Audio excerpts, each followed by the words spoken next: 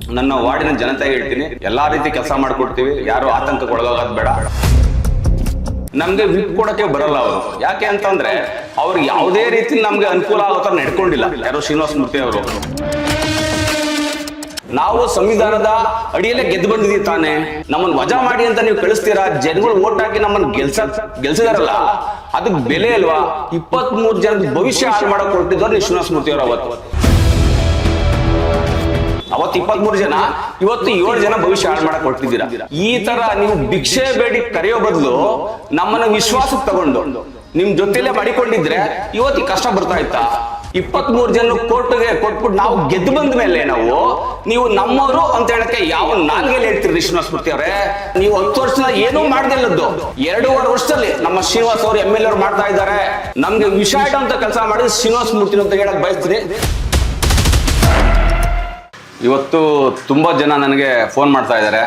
Phone ಮಾಡಿ, ಅಣ್ಣ ನಿಮ್ಮದು ಮೆಂಬರ್ಶಿಪ್ ಹೊರಡೈತಂದ್ರೆ, ನಿಮ್ಮದು ಅನರ್ಹಗೊಳಿಸಿದಾರಂತೆ, ಇದ್ರ ಬಗ್ಗೆ ಏನಣ್ಣ ವಿಚಾರ ಅಂದ್ಬಿಟ್ಟು ನಮ್ಮ ವಾರ್ಡಿನ ಜನತೆ ಹಾಗೂ ನಮ್ಮ ನೆಲಮಂಗಲ ನಗರಸಭೆಯ ಎಲ್ಲ ಜನಗಳು ಫೋನ್ ಮಾಡಿ ಕೇಳ್ತಾರೆ, ಏನಣ್ಣ ವಜಾ ಆಗೋದ್ರಂತೆ, ಏನು ನಾವು ಕೆಲಸ ಮಾಡ್ಸೋಕ್ಕಾಗಲ್ಲವೇನ, ಮುಂದೆ ಏನಿದ್ರು ಪರಿಣಾಮ ಅನ್ನೋ ಥರ. ನಾನು ಮೊದಲಿಗೆ ನನ್ನ ವಾರ್ಡಿನ ಜನತೆಗೆ ಹೇಳ್ತೀನಿ, ಎಲ್ಲ ರೀತಿ ಕೆಲಸ ಮಾಡಿಕೊಡ್ತೀವಿ, ಯಾರು ಆತಂಕಕ್ಕೆ ಒಳಗಾಗೋದು ಬೇಡ. ನಮಗೆ DC ಆಫೀಸಲ್ಲಿ ಅಡ್ಡ ಮತದಾನ ಮಾಡಿದ್ದೀವಿ. ಕಾಂಗ್ರೆಸ್ಸಿಂದ JDS ಇಂದ ಕಾಂಗ್ರೆಸ್ ವೋಟ್ ಮಾಡಿದ್ದೀವಿ ಅನ್ನೋ ಒಂದೇ ಕಾರಣಕ್ಕೋಸ್ಕರ ನಮ್ಮನ್ನು ವಜಾಗೊಳಿಸಿದ್ದಾರೆ, ಅನರ್ಹಗೊಳಿಸಿದ್ದಾರೆ. ಹಾಗಾಗಿ ಅದಕ್ಕೆ ಕಾನೂನು ಹೋರಾಟ ಇದೆ ಮುಂದಕ್ಕೆ.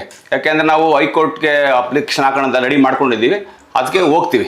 ಇಲ್ಲಿ ಕಾನೂನು ಹೋರಾಟಕ್ಕೆ ಯಾಕೆ ನಾವು ತಲೆಬಾಗಬೇಕು? ಯಾಕೆ ಅಂತಂದರೆ ಸಂವಿಧಾನದಲ್ಲಿ ಎಲ್ಲ ಥರದ ಹಕ್ಕುಗಳನ್ನು ಇದೆ, ಒಳ್ಳೆಯದು ಕೆಟ್ಟದ್ದು. ಹಾಗಾಗಿ ನಾವು ಆ ಕಾನೂನನ್ನು ನಾವು ಸ್ವೀಕಾರ ಮಾಡ್ತೀವಿ. ಮುಂದಿನ ಹೋರಾಟ ನಾವು ಹೈಕೋರ್ಟಲ್ಲಿ ನಾವು ಫೈಲ್ ಮಾಡೋದಕ್ಕೆ ವ್ಯವಸ್ಥೆ ಮಾಡ್ತೀವಿ. ಅದು ಒಂದು ಪಾರ್ಟು. ನಾನು ಶ್ರೀನಿವಾಸ ಮೂರ್ತಿ ಅವರಿಗೆ ಒಂದು ಮಾತು ಹೇಳೋಕ್ಕೆ ಇಷ್ಟಪಡ್ತೀನಿ.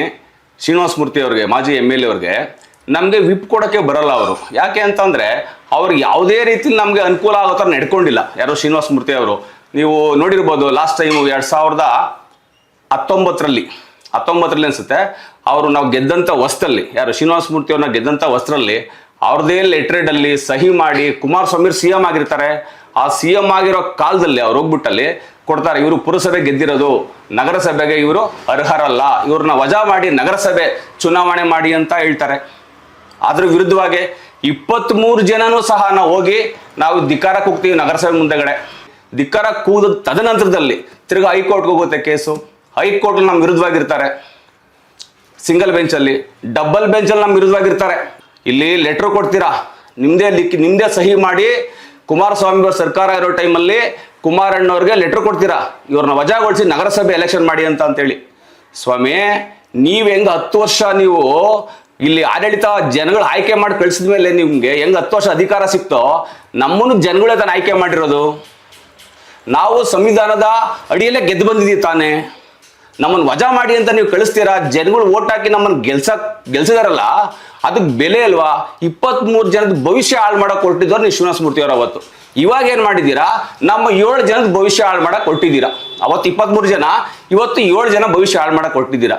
ನೀವು ನಿಜವಾಗ್ಲೂ ಮಾನವೀಯತೆ ದೃಷ್ಟಿ ಇರೋವಂಥರಾಗಿದ್ರೆ ನಮಗೆ ನೀವು ವಿಪ್ನ ಕಳಿಸ್ಬಾರ್ದಾಗಿತ್ತು. ಏನು ನಮ್ಮ ಮೆಂಬರ್ಸ್ಗಳಿಗೆ ಧಮ್ಕಿ, ಯಾವ ಥರ ಧಮ್ಕಿ? ವಿಪ್ ಜಾರಿ ಮಾಡ್ತೀವಿ, ನೋಟಿಸ್ ಜಾರಿ ಮಾಡ್ತೀವಿ, ಎಲ್ಲಿ ದಯವಿಟ್ಟು ನೀವು ಪಕ್ಷಕ್ಕೆ ಬನ್ನಿ.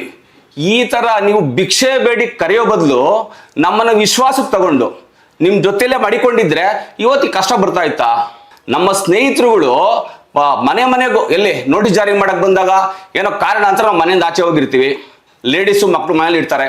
ಅವಾಗ ಅಮ್ಮ ಇಲ್ವಾ ಅಂತ ಕೇಳ್ತಾರೆ, ಬಂದು ಇಲ್ಲಪ್ಪ ಅವ್ರು ಬಂದಾಗ ಕೊಡ್ರಪ್ಪ, ನೀವು ವಿಪ್ ಕೊಡ್ತಿರೋ ನೋಟಿಸ್ ಕೊಡ್ತಿರೋ ಅಂದ್ರೆ ಇಲ್ಲ ಏನೂ ಆಗಲ್ಲ ತಗೊಳ್ಳಿ, ಫೋಟೋ ತಗೊಂತೀವಿ ಅಂದ್ಬಿಟ್ಟು ಎದುರಿಸೋದು. ಈ ತರ ಧಮ್ಕಿ ಹಾಕಿ ರಾಜಕೀಯ ಯಾಕ್ರಿ ಮಾಡ್ತೀರಾ ಶ್ರೀನಿವಾಸ ಮೂರ್ತಿ ಅವರೇ? ನೀವು 10 ವರ್ಷ ರಾಜಕೀಯ ಮಾಡಿರೋದು ನೋಡಿದ್ರೆ ನೀವೇನೂ ರಾಜಕೀಯದಲ್ಲಿ ಕಲ್ತಿಲ್ಲ. ಬರೀ ಸುಳ್ಳು ರಾಜಕೀಯ ಮಾಡ್ಕೊಂಡು ನಮ್ಗೆ ಧಮ್ಕಿಗಳು ಹಾಕೊಂಡು ವಿಪ್ ಕೊಡ್ತೀನಿ ಪಕ್ಷಕ್ಕೆ ಬನ್ನಿ, ವಿಪ್ ಕೊಡ್ತೀನಿ ಪಕ್ಷಕ್ಕೆ ಬರ್ರಿ. ಇವಾಗ ಒಂದು ನೇರ ಪ್ರಶ್ನೆ ನಿಮ್ಗೆ, ಸುಪ್ರೀಂ ಕೋರ್ಟ್ ಅಲ್ಲಿ ನಾವು ನಮ್ಗಳ ಶ್ರಮ, ನಮ್ಮ ದುಡ್ಡು ಹಾಕಿ ನಾವು ಗೆದ್ಕೊಂಡ್ಬಂದಿದ್ದೀವಿ. ಗೆದ್ಕೊಂಡ್ಬಂದಾದ್ಮೇಲೆ ನೀವು ನಮ್ಮವರು ಅಂತ ಹೆಂಗೆ ಹೇಳ್ತೀರಾ? ಸರ್ಕಾರಕ್ಕೆ ಲೆಟ್ರ್ ಬರೀತೀರಿ, ಎಲ್ಲಿ 2019ರಲ್ಲಿ ಕುಮಾರಸ್ವಾಮಿ ಅವರು CM ಇರೋ ಟೈಮಲ್ಲಿ ಇವ್ರು ವಜಾಗೊಳಿಸ್ಬಿಡು ನಗರಸಭೆ ಎಲೆಕ್ಷನ್ ಮಾಡಿ ಅಂತ. ಸಿಂಗಲ್ ಬೆಂಚಲ್ಲಿ ಹೈಕೋರ್ಟಲ್ಲಿ ನಮ್ಮ ವಿರುದ್ಧವಾಗಿ ನಡ್ಕೊಂತೀರಾ. ಅಲ್ಲಿ ನಮ್ಮ ವಿರುದ್ಧವಾಗಿ ನೀವು ಹೋರಾಟ ಮಾಡಿ ಲಾಯರ್ ಫೀಸ್ ಕೊಟ್ಟು ಅಲ್ಲೂ ಗೆಲ್ತೀರಾ, ಡಬಲ್ ಬೆಂಚ್ ನಮ್ಮ ವಿರುದ್ಧವಾಗಿ ಗೆಲ್ತೀರಾ. ನಾವು ಇದನ್ನ ಕ್ವಶನ್ ಮಾಡಿ ಅವತ್ತಿನ ಪರಿಸ್ಥಿತಿಗೆ ಚುನಾವಣೆ ಅನೌನ್ಸ್ ಆಗ್ಬಿಟ್ಟಿತ್ತು. ಹೆಚ್ಚು ಕಮ್ಮಿ ನಮ್ಮನ್ನು ವಜಾಗೊಳಿಸಿ ನಗರಸಭೆ ಚುನಾವಣೆ ಅನೌನ್ಸ್ ಆಗ್ಬಿಟ್ಟಿತ್ತು ಅವತ್ತು. ನೀವು ಆ ಥರ ಸ್ಥಿತಿಲಿರುವಾಗ ನಾವು ಸುಪ್ರೀಂ ಕೋರ್ಟ್ಗೆ ಧೈರ್ಯ ಮಾಡಿ ಕೋಟಿಗಟ್ಟಲೆ ಸ್ವಾಮಿ 2.5 ಕೋಟಿಯಷ್ಟು ದುಡ್ಡು ರಾತ್ರಿ ಹಗಲು ಕಲೆಕ್ಷನ್ ಮಾಡಿ ಸಾಲ ಮಾಡಿ ಸೋಲ ಮಾಡಿ ನಾನು ಸಹ ದುಡ್ಡು ಕಮಿಟ್ಮೆಂಟ್ ಅವ್ರ ಹತ್ರ ಇಸ್ಕೊಂಡು ಸಹ 23 ಜನ ಕೋರ್ಟ್ಗೆ ಕೊಟ್ಬಿಟ್ಟು ನಾವು ಗೆದ್ದು ಬಂದ ಮೇಲೆ ನೀವು ನಮ್ಮವರು ಅಂತ ಹೇಳಕ್ಕೆ ಯಾವ ನಾಲ್ಗೆಲ್ಲಿ ಹೇಳ್ತೀರಿ ಶ್ರೀನಿವಾಸ ಮೂರ್ತಿ ಅವರೇ? ನಮ್ಮ ನೋವು ನಿಮ್ಗೆ ಕಷ್ಟ ನಿಮ್ಗೆ ತಟ್ಟಲ್ವಾ ನಿಮ್ಗೆ? ಅಲ್ಲ ರೀ, ನಾವು ಗೆದ್ದಿರೋದನ್ನೇ ಗೆದ್ದಿಲ್ಲ ಅಂತ ಹೇಳ್ಬಿಟ್ಟು ನೀವು ಹೊಟ್ಟಿದವರು ಇವಾಗ ನೀವು ಏನ್ ಮಾಡ್ತಾ ಇದ್ದೀರಾ ಅಂತ ಅಂದ್ರೆ ಅದೊಂದು ಗಾದೆ ಇದೆ, ಗೆದ್ರೆ ಆಡಕ್ ಬಂದಿದ್ದೆ ಇಲ್ಲ ನೋಡಕ್ ಬಂದಿದ್ದೆ ಅನ್ನೋ ತರ ನೀವು ನಡ್ಕೊಂತಾ ಇದ್ದೀರಲ್ಲ. ಇದು ನಿಮ್ ಮನ್ಸಿಗೆ ಸಾಕ್ಷಿ ಒಪ್ಪುತ್ತಾ ನಿಮ್ಗೆ? ಹೋಗ್ಲಿ ನಿಮ್ಗೆ ಆಯ್ತು, ಇವತ್ತು ವಜಾ ಆಗಿದೆ, ಕಾನೂನು ಹೋರಾಟ ಮಾಡ್ತೀವಿ. ಇವತ್ತು ಜನಗಳು ಆತಂಕದಲ್ಲಿದ್ದಾರೆ, ನಗರಸಭೆ ವ್ಯಾಪ್ತಿ ಜನ ಎಲ್ಲ ಕೇಳ್ತಾ ಇದ್ದಾರೆ, ಏನಾಗುತ್ತೆ ಮುಂದಿನ ನಿರ್ಧಾರ ಅಂತ ಅಂದ್ಬಿಟ್ಟು. ಅದಕ್ಕೆ ಹೇಳಿದ್ದೀವಿ, ನಿಮ್ ಕೆಲಸ ಕಾರ್ಯ ಎಲ್ಲ ಖಂಡಿತವಾಗೂ ಮಾಡ್ಕೊಡ್ತೀವಿ, ಯಾರು ಆತಂಕಕ್ಕೆ ಒಳಗಾಗೋದು ಬೇಡ. ಆ ಕೆಲಸ ಮಾಡ್ಕೊಡಕ್ಕೆ ಶಕ್ತಿ ನಮ್ಮ ಶ್ರೀನಿವಾಸ್ ಅವ್ರು ತುಂಬ್ತಾ ಇದ್ದಾರೆ. ದಿನನಿತ್ಯ ನಮ್ಮ ಹತ್ರ ಏನ್ ಸಂಪರ್ಕದ ಜನ ಪಬ್ಲಿಕ್ ಇದ್ರು, ನಮ್ಮಲ್ಲಿ ಕೆಲಸ ಏನ್ ಮಾಡಿಸ್ಕೊಂತಾ ಇದ್ರು, ಅದೇ ರೀತಿ ಕೆಲಸ ಮಾಡಿಸ್ಕೊಡ್ತೀವಿ. ಜನ ದಯವಿಟ್ಟು ಆತಂಕಕ್ಕೆ ಹೋಗ್ಕೋಬೇಡಿ. ಆಮೇಲೆ ಇನ್ನೂ ಒಂದು ಸ್ಪಷ್ಟವಾಗಿ ಹೇಳ್ತೀನಿ, ಇಡೀ ನೆಲಮಂಗಲ ವಿಧಾನಸಭಾ ಕ್ಷೇತ್ರದ ಎಲ್ಲಾ ಜನಕ್ಕೂ ನಾವು ಕೇಳ್ಕೊಂತಾ ಇದ್ದೀವಿ, ನಾವ್ಯಾರು ಪಕ್ಷ ಬಿಟ್ಟು ಹೋಗ್ಲಿಲ್ಲ. ಪಕ್ಷ ಬಿಟ್ಟು ಓಡಿಸಿದ್ದು ಶ್ರೀನಿವಾಸ ಮೂರ್ತಿ ಅವರು. ಅವ್ರಿಗೆ ನಮ್ಮ ಮೇಲೆ ಏನ್ ದ್ವೇಷ ಮಾಡಿಕೊಂಡಿರೋ ಒಟ್ಟ ಗೊತ್ತಿಲ್ಲ. ಇವತ್ತಿಗೂ ಅವರು ನಮ್ಗೆ ದ್ವೇಷದ ರಾಜಕಾರಣ ಮಾಡ್ತಾ ಇದ್ದಾರೆ, ನಮ್ಗೆ ದ್ವೇಷ ರಾಜಕಾರಣ ಮಾಡ್ತಾರೆ. ಇಲ್ಲೂ ನಮ್ಮ ಸ್ನೇಹಿತರು ಕೆಲವರು ಅಲ್ಲಿ ಇದ್ದಾರೆ, ಇನ್ನೊಂದು 6 ಜನ ಇದ್ದಾರೆ, ತಪ್ಪೇನಿಲ್ಲ ನೋಡ್ರಿ. ಅವ್ರವ್ರ ದುಡ್ಡು ಹಾಕೊಂಡು ಅವ್ರವ್ರ ಕೇಸ್ ನಡೆಸಿ ಸುಪ್ರೀಂ ಕೋರ್ಟ್ ಅಲ್ಲಿ ಮಾಡ್ಕೊಂಡ್ ಬಂದ್ಮೇಲೆ ಅವ್ರ ಇಚ್ಛೆ ಯಾವ ಪಕ್ಷಕ್ಕೆ ಹೋಗ್ಲಿ, ಒಂದು ಮನೆಯವರೇ ಕಿತ್ತಾಡ್ಕೊಂಡ್ಬಿಡ್ತಾರ್ರಿ. ಒಗ್ಗಟ್ಟ ಏನ್ ಇರ್ಬೇಕು ಅನ್ನೋದು ಏನಿಲ್ಲ. ಒಂದು ಅಣ್ಣ ತಮ್ಮದಿರಿಗೆ ಆಗಲ್ಲ, ತಾಯಿ ಮಗನಿಗೆ ಆಗಲ್ಲ. ಆಯ್ತು, ನಿಮ್ಮ ಪಕ್ಷ ನೀವು 6 ಜನ ಅಲ್ಲಿ ಇದ್ದೀರಾ, ಇರಿ, ತಪ್ಪೇನಿಲ್ಲ ಅದರಲ್ಲಿ. ಅರ್ಥ ಆಯ್ತಾ? ನಮ್ಗೆ ಶ್ರೀನಿವಾಸ ಮೂರ್ತಿ ಅವರು ಕಾಪಾಡ್ತಾರೆ ಅನ್ನೋ ನಮ್ಗೆ ನಂಬಿಕೆ ಇಲ್ಲ. ನಾವು ಶ್ರೀನಿವಾಸ್ ಹತ್ರ ಬಂದಿದ್ದೀವಿ, ನೀವಿದ್ದೀರಾ, ಇರ್ರಿ. ಏನಾದ್ರು ಹೋರಾಟ, ನಾವ್ ಹೆಂಗೆ ಅಧಿಕಾರ ಪಡ್ಕೊಂಡ್ವಿ ಅಂತ ಅಂದ್ಬಿಟ್ಟು ಅದು 6 ಜನಕ್ಕೂ ಗೊತ್ತು. ಎಷ್ಟು ಕಷ್ಟಪಟ್ಟು ಕಲೆಕ್ಷನ್ ಮಾಡಿದ್ವಿ ದುಡ್ಡು ಅಂದ್ಬಿಟ್ಟು. ಒಂದೇ ದಿವಸ 67 ಲಕ್ಷ ರೂಪಾಯಿ ಕಲೆಕ್ಷನ್ ಮಾಡಿದೀವಿ ನಾವು ಮನೆಗೆ ಅಲ್ದು. ಶ್ರೀನಿವಾಸ ಮೂರ್ತಿ ಅವರೇ, ನಿಮ್ಗೆ ಆ ಕಷ್ಟ ನಾವು ಅಧಿಕಾರ ಪಟ್ಕೊಂಡ್ವಲ್ಲ, ಆ ನೋವಿದೆಯಲ್ಲ, ಅದು ನಿಮ್ಗೆ ಗೊತ್ತಿಲ್ಲ. ಅರ್ಥ ಆಯ್ತಾ? ನಿಮ್ದೇನೋ ಅಧಿಕಾರ ಬಲ, ಅವತ್ತು ಕುಮಾರಸ್ವಾಮಿ ಅವರು CM ಆಗಿದ್ರು, ಅವತ್ತು ಅಧಿಕಾರ ಬಲ ಬಳಸ್ಕೊಂಡು ಹಣದ ಬಲ ಬಳಸ್ಕೊಂಡು ನಮ್ಗೆ 23 ಜನಕ್ಕೂ ವಿಷ ಇಡುವಂತ ಕೆಲಸ ಮಾಡಿದ್ರಿ. ಇವಾಗ 23 ಜನ ಹೊರಟೋಯ್ತು, 7 ಜನ ವಿಷ ಇಟ್ಟಿದ್ದಾರೆ. ಸಾಕ್ಷಿ ಇದೆ, 23 ಜನ ನಗರಸಭೆ ಮುಂದೆಗಡೆ ನಾವು ಎಲ್ಲರೂ ಆ ವಿರುದ್ಧವಾಗಿ ಧಿಕ್ಕಾರಕ್ಕೆ ಹೋಗಿದ್ದೀವಿ, ಅವ್ರು ಮಾಡ್ತಿರೋ ಒಂದು ಈ ಕೆಟ್ಟ ಕೆಲಸದ ಬಗ್ಗೆ. ಈಗಿರುವಾಗ ಆಮೇಲೆ ನಿಮ್ದು ಉದ್ದೇಶ ಒಂದೇ ಶ್ರೀನಿವಾಸ ಮೂರ್ತಿ ಅವರೇ, ಏನಂತಂದ್ರೆ ನೀವು ಬರೀ ಸುಳ್ಳು ಹೇಳಿ ರಾಜಕೀಯ ಮಾಡ್ಕೊಂಡ್ ಬಂದವರು.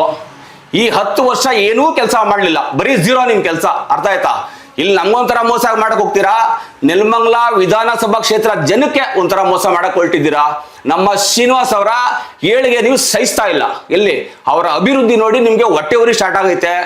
ನಮ್ಮ ಶ್ರೀನಿವಾಸ್ ಅವರ ಅಭಿವೃದ್ಧಿ ಏನು, ಎಲ್ಲಾ ಕಡೆ ಅಭಿವೃದ್ಧಿ ಆಗ್ತಿದೆ. ನಮ್ಮ ಶ್ರೀನಿವಾಸ್ ಅವರ ಜನಸಂಪರ್ಕ, ನಮ್ಮ ಶ್ರೀನಿವಾಸ್ ಅವರ ಮನೆ ಮಾತು ಅಭಿವೃದ್ಧಿ ಬಗ್ಗೆ. ಅರ್ಥ ಆಯ್ತೇನ್ರಿ? ಮನೆ ಮಾಡ್ತಾರೆ ಶ್ರೀನಿವಾಸ್ ಬಗ್ಗೆ. ಅರ್ಥ ಆಯ್ತಾ? ನೀವು 10 ವರ್ಷದ ಏನೂ ಮಾಡ್ದಿಲ್ಲದ್ದು 2.5 ವರ್ಷದಲ್ಲಿ ನಮ್ಮ ಶ್ರೀನಿವಾಸ್ ಅವರು MLA ಅವ್ರು ಮಾಡ್ತಾ ಇದ್ದಾರೆ. ಅರ್ಥ ಆಯ್ತಾ? ನಾನು ಹೇಳ್ತಾ ಇಲ್ಲ ಸ್ವಾಮಿ, ನಾನು ಹೇಳ್ತಾ ಇಲ್ಲ. ನೆಲಮಂಗಲ ವಿಧಾನಸಭಾ ಕ್ಷೇತ್ರದ ಮನೆ ಮಾತು. ಅರ್ಥ ಆಯ್ತಾ? ಹಂಗಿದ್ರೆ ನಿಮ್ಮ ಸುಳ್ಳು, ನಾನು ಹೇಳೋದು ಸುಳ್ಳು ಅನ್ಸಿದ್ರೆ ನಿಮ್ಗೆ ದಯಮಾಡಿ ಹೇಳ್ತೀನಿ ಕೇಳ್ರಿ, ಒಂದು ಸಮೀಕ್ಷೆ ಮಾಡಿಸಿ. ನಿಮ್ಮ 10 ವರ್ಷದಲ್ಲಿ ನಡೆದಂತ ಏನು ನಿಮ್ಮ ಕಾರ್ಯಕ್ರಮಗಳು, ಕೆಲಸಗಳು, ಜನಪರ ಕೆಲಸಗಳು ಏನು ಮಾಡಿದ್ದೀರಾ, ಮಾಡಿಲ್ವಾ? ನಮ್ಮ ಶ್ರೀನಿವಾಸ್ ಅವರು 2.5 ವರ್ಷ, ಅರ್ಥ ಆಯ್ತು, ಈ 2.5-3 ವರ್ಷ ಏನು ಜನಸಂಪರ್ಕ ಸಭೆಯಲ್ಲಿ ಆಗಿರ್ಬೋದು, ಅಭಿವೃದ್ಧಿ ವಿಚಾರದಲ್ಲಿ ಆಗಿರ್ಬೋದು, ಇವತ್ತು ನಮ್ಮ ಶ್ರೀನಿವಾಸ್ ಅವ್ರಿಗೆ ಏನೋ ಒಂದು ಒಳ್ಳೆ ಹೆಸರಿದೆ, ಒಳ್ಳೆ ಕಾರ್ಯಕ್ರಮ ಮಾಡ್ತಾರೆ. ದಿನನಿತ್ಯ ನೆಲಮಂಗಲ ದಿನನಿತ್ಯ ಓಡಾಟ ಅವ್ರದ್ದು ಅಭಿವೃದ್ಧಿ ವಿಚಾರದಲ್ಲಿ. ನೀವೇನ್ ಕೆಲಸ ಮಾಡಿದ್ದೀರಾ? ನೀವು ಟಾರ್ಗೆಟ್ ಬಂದ್ಬಿಟ್ಟು ನಿಮ್ದು ಬೇರೆ ಈ ತರ ಟಾರ್ಗೆಟ್, ಬಳೆ ಸುಳ್ಳು ರಾಜಕೀಯ, ಸುಳ್ಳು ಭರವಸೆಗಳು ಈ ತರ ಕೊಟ್ಬಿಟ್ಟು 10 ವರ್ಷ ಜನಗಳನ್ನ ಮೂಡ್ರು ಮಾಡಿದ್ರಿ. ಜನಗಳು ಅದಕ್ಕೆ ಬುದ್ಧಿ ಕಲ್ಸವ್ರೆ. ಅದಕ್ಕೆ ಇನ್ನು ಮತ್ತೊಮ್ಮೆ ಹೇಳ್ತೀನಿ, ನೀವು ಸಮೀಕ್ಷೆ ಮಾಡಿಸ್ಬಿಡಿ, ಸಮೀಕ್ಷೆ ಮಾಡಿಸಿ ತಗೊಳ್ಳಿ. ಅರ್ಥ ಆಯ್ತಾ? ಯಾರು ಶ್ರೀನಿವಾಸ್ ಅವ್ರ ಕೆಲಸ ಮಾಡ್ತಾವ್ರ, ಇಲ್ಲ ಶ್ರೀನಿವಾಸ ಮೂರ್ತಿ ಅವ್ರ ಕೆಲಸ ಮಾಡಿದ್ರೆ ಹಿಂದೆ 10 ವರ್ಷ ಅಂತ ಅಂದ್ಬಿಟ್ಟು. ಅರ್ಥ ಆಯ್ತಾ? ಇವತ್ತು ಕೇಳ್ತೀನಿ ಕೇಳ್ರಿ, ನಿಮ್ ಸುಳ್ಳು ಮಾತು, ಸುಳ್ಳು ಅಭಿವೃದ್ಧಿ ಯಾರು ಜನ ನಂಬ್ತಾ ಇಲ್ಲ. 10 ವರ್ಷ ನೀವೇನು ಮಾಡ್ಲಿಲ್ಲ, ಮುಂದಕ್ಕೂ ಏನು ಮಾಡಕ್ಕಾಗಲ್ಲ. ಹೊಟ್ಟೆ ಊರಿಗೆ ನೀವು ಈ ಕೆಲಸ ಮಾಡ್ತಾ ಇದ್ದೀರಿ ಅಂತ ಹೇಳಕ್ ಇಷ್ಟಪಡ್ತೀನಿ. ಇನ್ನು ಮುಂದೆ ಒಂದು ಹೆಜ್ಜೆ ಹೇಳೋದು ಇಷ್ಟ ಆದ್ರೆ, ನಮ್ಮ ಸ್ನೇಹಿತರುಗಳೆಲ್ಲ ಅಲ್ಲೇ ಇದ್ದಾರೆ 6 ಜನ. ಹಗ್ಲು ರಾತ್ರಿ ಹೋರಾಟ ಮಾಡಿ DC ಆಫೀಸಲ್ಲಿ ಇಲ್ಲಿ ನಮ್ಮ ವಿರುದ್ಧವಾಗಿ ಇವತ್ತು ಆರ್ಡರ್ ಆಗಿದೆ. ಆಗ್ಲಿ, ನಾವು ಪರ ಬಂದರೂ ಸ್ವೀಕಾರ ಮಾಡ್ತಾ ಇದ್ವಿ, ವಿರುದ್ಧ ಬಂದರೂ ನಾವು ಸ್ವೀಕಾರ ಮಾಡ್ತಾ ಇದ್ವಿ. ಅದ್ರಲ್ಲೇನು ಎರಡು ಮಾತಿಲ್ಲ. ಆದ್ರೆ ಖಂಡಿತ ಅವ್ರಿಗೂ ನಮ್ಮ ಕಷ್ಟ ಏನಂತ ಗೊತ್ತಿದೆ. 6 ಜನ ಇಲ್ಲಿ ಇದ್ರಲ್ಲ, ಏನೋ ಪರಿಸ್ಥಿತಿ ಒತ್ತಡ, ಮತ್ತೆ ನಮ್ಮ ಶ್ರೀನಿವಾಸ ಮೂರ್ತಿ ಅವರು ನಮ್ಮ ಕೈ ಹಿಡಿದ್ಬಿಟ್ಟು ಉನ್ನತ ಶಿಖರಕ್ಕೆ ಏರಿಸ್ಬಿಡ್ತಾರೆ, ನಮ್ಮನ್ನ ಏನೋ ಒಂದು ಬೆಳವಣಿಗೆ ಮಾಡಿಸ್ಬಿಡ್ತಾರೆ. ನಮ್ಮ ಸ್ನೇಹಿತರೆಲ್ಲ ಅಲ್ಲೇ ಇದ್ದಾರೆ. ಇರ್ಲಿ, ಹಂಗಾಗಿ ಅಷ್ಟು ಈಸಿಯಾಗಿ ನಾವು ಪಡ್ಕೊಂಡ್ ಬಂದಿಲ್ಲ ಸ್ವಾಮಿ. 2.5 ಕೋಟಿ 3 ಕೋಟಿ ಹತ್ರ ನಾವು ಸುಪ್ರೀಂ ಕೋರ್ಟ್ಗೆ ದುಡ್ಡು ಹಾಕಿದ್ದೀವಿ. ಹಾಕ್ಬಿಟ್ಟು ಲಾಯರ್ ಫೀಸ್ ಕಟ್ಟಕ್ಕಾಗದೆ ನಾವು ತಿರ್ಗಾ ಅಲ್ಲಿ ಸಾಲ ಮಾಡಿ ಇಲ್ಲಿ ಸಾಲ ಮಾಡಿ ಒಡವೆಗಳನ್ನ ಅಡ ಇಟ್ಟು ಈ ರೀತಿ ನಾವು ಅಧಿಕಾರ ಪಡ್ಕೊಂಡಂತ ಅಧಿಕಾರನ ನೀವು ನಮ್ಮ ಪಕ್ಷದವರು ನಾವು ವಿಪ್ ಕೊಡ್ತೀವಿ ಅಂತ ನೀವು ಬರ್ತೀರಂದ್ರೆ ಯಾವ ಮಾನವೀಯತೆ ಇದೆ ನಿಮ್ಗೆ? ಯಾವ ಮನುಷ್ಯತ್ವ ಐತ್ರಿ ನಿಮ್ಗೆ ರೀ? ಎಂತ ಚಿಕ್ಕ ಹುಡುಗ ಕೂಡ ನೀವು ಯೋಚನೆ ಮಾಡಲ್ಲ ರೀ. ಇದನ್ನ ಅರ್ಥ ಮಾಡ್ಕೊಳ್ರಿ. ಎಂತ ಚಿಕ್ಕ ಹುಡುಗ ಯೋಚನೆ ಮಾಡಲ್ಲ. ಅರ್ಥ ಆಯ್ತಾ? ನೀವು ಮಾಡ್ತಾ ಇರೋದು ದೊಡ್ಡ ತಪ್ಪಿದು. ಅರ್ಥ ಆಯ್ತಾ? ಯಾವುದೇ ಋಣ ನಿಮ್ಗೆ ನಮ್ಮೇಲೆ ಇಲ್ಲ. ನಿಮ್ ಋಣ ನಮ್ದು ಯಾವ್ದು ಇಲ್ಲ ಅಂದ್ಮೇಲೆ ನಾವೊಂದು ಕ್ವಶನ್ ಮಾಡೋದಾಗ್ಲಿ, ಅದು ವಿಪ್ಪೋಡೋದಾಗ್ಲಿ ಏನ್ರಿ ಐತೈತೆ? ಏನ್ ನಾವೇನು ಕಳ್ತನ ಮಾಡಿದ್ವಿ? ಮನೆಗಳಿಗೆ ಧಮ್ಕಿ, ಎಲ್ಲಿ ವಿಪ್ ಜಾರಿ ಮಾಡ್ತೀವಿ, ನೋಟಿಸ್ ಕೊಡ್ತೀವಿ, ಪಕ್ಷಕ್ಕೆ ಬನ್ನಿ. ವಿಪ್ ಜಾರಿ ಮಾಡ್ತೀವಿ, ನೋಟಿಸ್ ಕೊಡ್ತೀವಿ, ಪಕ್ಷಕ್ಕೆ ಬನ್ರಿ. ಭಿಕ್ಷೆ ಬೇಡೋದು ತಗೊಂಡಿಕ್ಬಿಟ್ರೆ ನಿಮ್ಮ ಪಕ್ಷನ ನೀವು. ಅರ್ಥ ಆಯ್ತಾ? ದಯವಿಟ್ಟು ನಿಮ್ ಹೋರಾಟ ನೀವು ಮಾಡಿ, ಅದ್ರಲ್ಲೇನಿಲ್ಲ. ಇದು ನೀವು ಮಾಡ್ತಿರೋ ತಪ್ಪು. ಮತ್ತೊಮ್ಮೆ ನಮ್ಮ ನಗರಸಭೆ ವ್ಯಾಪ್ತಿಯ ಎಲ್ಲಾ ಜನತೆಗೂ ಹಾಗೂ ವಿಧಾನಸಭಾ ಕ್ಷೇತ್ರದ ಎಲ್ಲಾ ಜನತೆಗೂ ಕೇಳ್ತಾ ಇದ್ದೀನಿ, ನಾವು ಯಾವುದೇ ರೀತಿ ನಾವು ಪಕ್ಷ ಬಿಟ್ಟು ಆಚೆ ಹೋದರಲ್ಲ. ಪಕ್ಷದಿಂದ ಆಚೆ ಓಡಿಸಿ ನಮ್ಗೆ ವಿಷ ಇಡುವಂತ ಕೆಲಸ ಮಾಡಿ ಶ್ರೀನಿವಾಸ ಮೂರ್ತಿ ಅಂತ ಹೇಳಕ್ ಬಯಸ್ತೀನಿ. ಥ್ಯಾಂಕ್ಸ್.